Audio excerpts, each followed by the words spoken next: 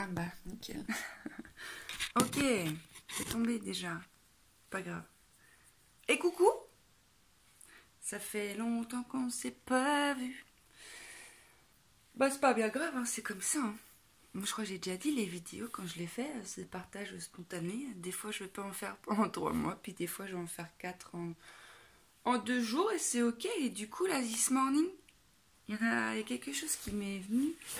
Parce que c'est une discussion que j'ai eue et que je trouve ça fait mal de se parler comme ça. Donc je me suis dit, attends, ce serait pas mal qu'on s'en parle un peu, voir si tu peux pas te décaler en interne pour t'offrir autre chose d'un peu plus confortable en fait. Eh, j'ai cette phrase qui m'est venue en tête là. En plus, je crois qu'il y a une grosse faute de français. Si j'avais su, je serais pas venue. Ah là, il y a pas de... Attends, si j'avais su, je serais pas... Si j'avais... Ah non, je crois qu'il n'y a pas de faute.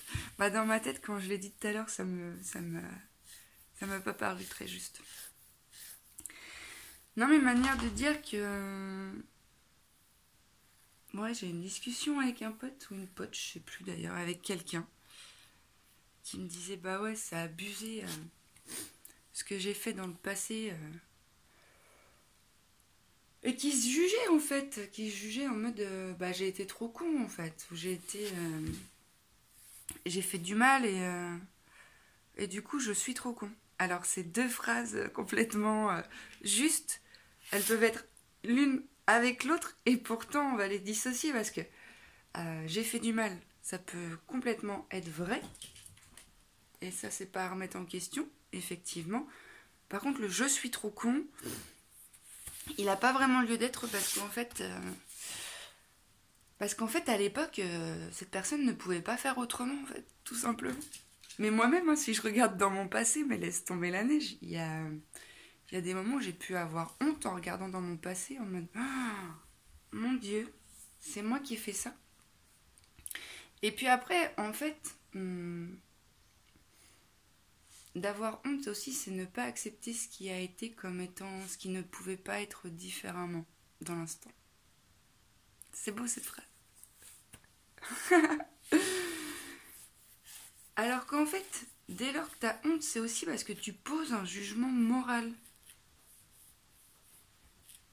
La honte, on peut la ressentir étant gamin quand on nous fait croire que ce qu'on fait, ça n'a pas lieu d'être. Alors que ce qu'on fait, on le fait pour une certaine raison qu'on est les seuls à connaître, tu vois. Mais même si on le fait depuis un espace souffrant, même si on le fait depuis un espace où on a envie d'être vu par nos parents ou quoi, il n'y a rien à juger en fait. Mais vraiment, c'est ok. Et du coup, ressentir de la honte quand t'es adulte, bah c'est rien d'autre que te juger dans une version de toi, quoi. Te juger pour ce que t'as été, pour ce que tu es. Alors que, comme je l'ai dit, ce que tu as été a été obligé de se goûter ainsi pour que tu t'aperçoives que ce n'est pas ça que tu veux être. Ok? Je cherche un exemple. Bon, je vais parler de moi, puisque de toute façon, je peux difficilement parler mieux de quelqu'un d'autre que de moi. Et allez, Davaille, on va se servir d'une expérience qui fut mienne. Et voilà. Donc je crois que je l'ai déjà dit un peu. Moi j'ai perdu mon padré très tôt, j'avais 4 ans et demi. Et bien sûr qu'à l'adolescence, au début de l'âge adulte, je cherchais chez les hommes mon père. Comment ça s'est traduit? Je sens que dans mon ventre, c'est pas... Il y a des parties de moi qui sont là. T'es sérieuse de dire ça là? Bah oui, écoute, je vais pas avoir honte de ce que j'ai été. Tu vois, c'est l'exemple même. Donc ouais, je cherchais beaucoup mon père chez les hommes. Donc en fait, bah du coup, comment ça se matérialisait? Bah je jouais avec les hommes en fait, hein, clairement. Je jouais vachement la carte de la séduction malsaine, tu vois. Et dès que je sentais que la personne, elle avait mordu à l'hameçon, bah je me cassais parce que du coup, ça m'intéressait absolument pas d'être en lien intime avec ces hommes en fait. Moi, je voulais juste un père.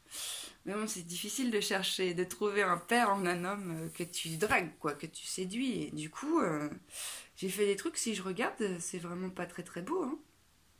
Mais à l'époque, vu que j'ai cherché mon père encore à l'extérieur, ben forcément l'extérieur il était un petit peu teinté de ce truc foireux parce que finalement, il fallait d'abord que j'aille le rencontrer en interne pour faire mon deuil, pour ressentir toutes ces souffrances associées à son départ. Mais je te parle pas de ça pour raconter ma vie parce qu'on s'en fout, mais je te parle du fait que extérieurement, le comportement que j'ai eu, il ne pouvait pas être autrement puisqu'à l'intérieur j'en étais là. Et il a bien fallu en être là à l'intérieur pour en être là aujourd'hui. Tu vois ce que je veux dire dans le sens où il n'y a pas de jugement à poser. Alors bien sûr que je peux me regarder. Il y a des moments où je me suis dit, wow, c'est chaud. Mais même quand je me voyais agir, hein, je savais très bien que c'était pas très feng shui. Et je pouvais pas faire autrement. J'étais là, ben ok. Visiblement, je dois pas tout comprendre. Et bien sûr que je comprenais pas tout. Hein. Et puis, ben, à un moment, la vie, elle te ramène à ta propre compréhension, tu vois. Elle t'arrête un peu plus violemment pour que tu te dises, moi. Mais ce que je veux te dire par là, à travers cet exemple, c'est que j'en ai croisé des femmes des jeunes femmes qui agissaient comme moi.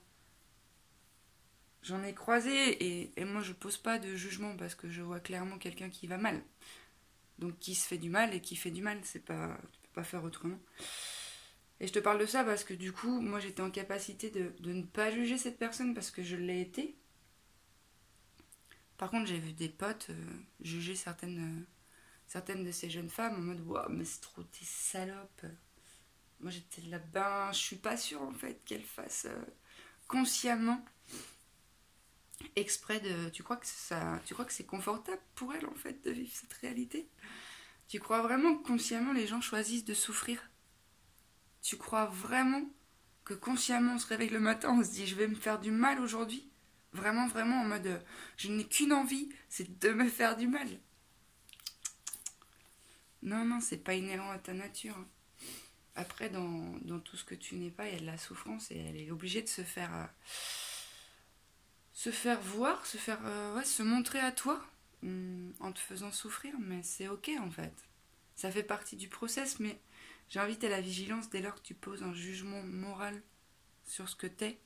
J'observe à quel point ça tord les gens. Alors qu'en fait, expliquer aux gens que ça ne peut pas se goûter différemment dans l'instant parce que de toute façon, c'est ce qui est. Et que si ça pouvait se goûter différemment, bah, ce qui est ne serait pas. Et il n'y a pas de jugement à poser quand tu vois que tu réitères les mêmes choses, quoi. Juste, mais qu'est-ce qui est en fait?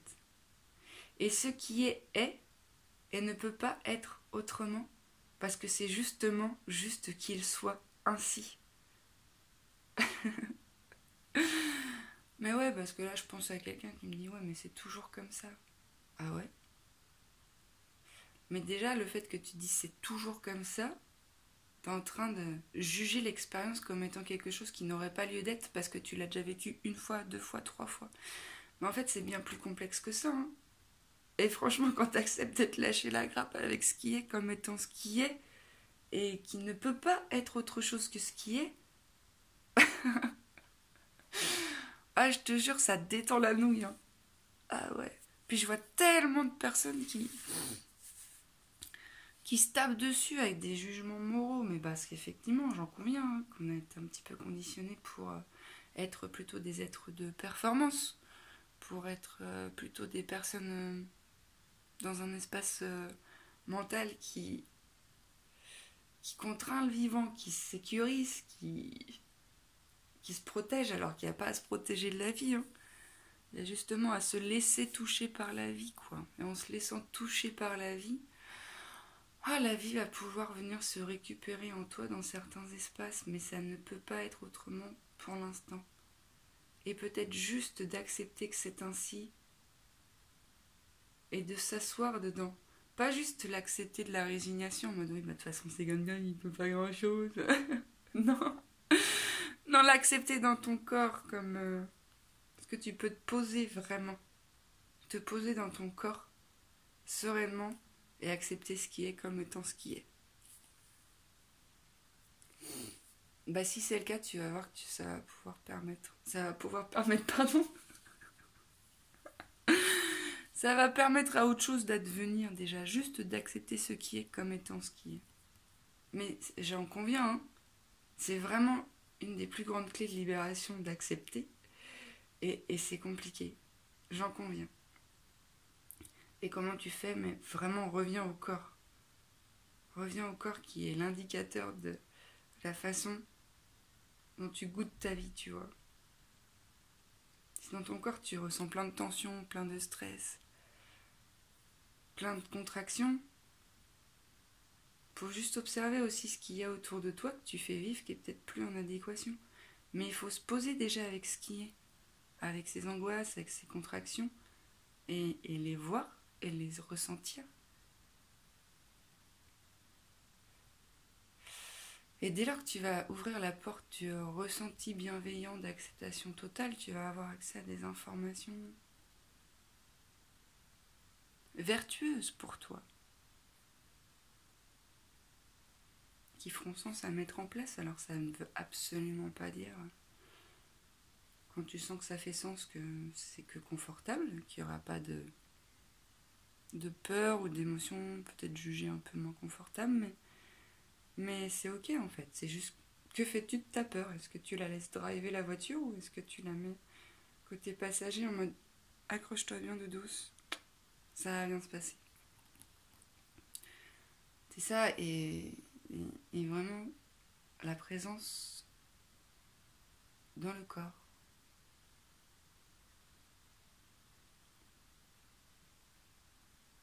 Donc voilà, c'était vraiment aussi une manière de dire que le jugement moral, ça fait très très mal. et que t'es pas obligé de te juger sur ce que tu as été. Il n'y a que toi qui te fait vivre ça en fait. Et observe quand tu te juges sur les agissements que tu as pu avoir dans le passé ou même sur certaines pensées que tu peux avoir aujourd'hui. Observe comment ça fait dans ton corps. Je me juge. Ça m'élève parce que je me dis que je suis trop nulle, je suis trop con, j'aurais pu faire autrement. Ou au contraire, ça me met en tension et ça vient me contraindre en mode et j'aime pas. Et quand on parle de tatou en toi, c'est que finalement il n'y a personne d'autre que toi qui dans l'instant pose ce jugement sur toi. Là, dans l'instant où tu te prends à te juger, tu as la possibilité d'arrêter. Dès lors que tu vois, tu as le choix de dire attends. Et ça demande de l'observation de soi, hein. Enfin, ça demande du discernement, ça demande du temps d'observation, ouais. En fait, ça demande à se connaître. C'est vrai, hein. C'est vrai, moi je crois que j'ai déjà dit, hein, la connaissance de soi, c'est la clé, hein. La connaissance de soi, mais l'amour de soi, enfin je veux dire tout ce qu'il y a. L'amour de soi, la confiance en soi. En fait, la confiance en soi, il y a plusieurs piliers, quoi. Il y a l'estime de soi, la valeur qu'on se donne, l'image qu'on a de soi, l'affirmation du soi, est-ce qu'on fait vivre, ce qu'on se dit, ce qu'on veut se dire, ce qu'on veut dire, ou est-ce qu'on le tait et qu'on s'écrase et qu'on se tord. La connaissance de soi. Du coup, ça passe aussi par comment je me sens dans mon corps là. Ce serait ce gars qui fait gaffe aux autres. Bah, commence par être ce gars qui fait gaffe à toi. Ou cette fille, hein. Bah ouais, chouchou. C'est toi d'abord. Après, le reste du monde. Mais toi, d'abord, ok? Donc, juste, est-ce que tu peux observer, dans un premier temps, la façon dont tu te traites? Voilà. Moi, je te fais cette vidéo parce que, voilà, en ce moment, c'est ce que j'observe. Pas plus tard qu'hier, j'ai reçu un message de la part d'un être cher qui me disait oh, je suis trop nulle parce que tatati tatata. Bah t'es pas trop nulle en fait. C'est ok. Mais juste le fait de se dire c'est trop nul, ça fait déjà souffrir un truc de ouf quoi. Donc non, il n'y a pas de jugement à poser. Mais le jugement, ça t'otoche, hein. Franchement, hein, quand tu te juges, alors tu peux juste observer que t'arrives pas à être en lien avec l'autre. Bon, c'était pour cette raison que la personne me disait je suis trop nulle. Je suis trop nulle, j'ai rien à dire aux autres. Ok, mais des fois, c'est pas le moment d'être en lien avec l'autre en fait. Parce que l'invitation, ce serait plutôt de faire retour sur ce qui est là pour toi et de penser ce qui demande à l'être. Et après, tu vas pouvoir être en lien. C'est pas possible d'être en lien H24 avec l'autre. Et si tu as des difficultés à être en lien avec l'extérieur, peut-être ce qui serait bon d'observer, c'est la façon dont tu es en lien dans ton intérieur. Est-ce que tu es en capacité de te recevoir ou est-ce que tu es toujours en train de te fuir? Est-ce que tu te poses un peu et que tu observes ce qui est là et que tu autorises ce qui est là? Mais même si c'est cette partie de toi qui te dit je suis trop nulle, hein, tu as le droit de l'autoriser à être. Juste, t'es pas obligé d'y croire. Bah oui, parce que cette partie de toi, elle a le droit de penser que t'es trop nulle, sauf que, bah, c'est pas... C'est pas vrai. C'est pas vrai, t'as vu, si. T'es pas obligé de croire à toutes les pensées que tu penses, que tu as. Ok? Bon, allez. Cessons donc les jugements moraux. Moraux, ça dépend. Avocal d'avocal. Voilà. Et puis bonne journée. Et puis, voilà, un peu plus de douceur envers soi. Ok, paupiette? T'es d'accord? Oui. Allez, des bisous.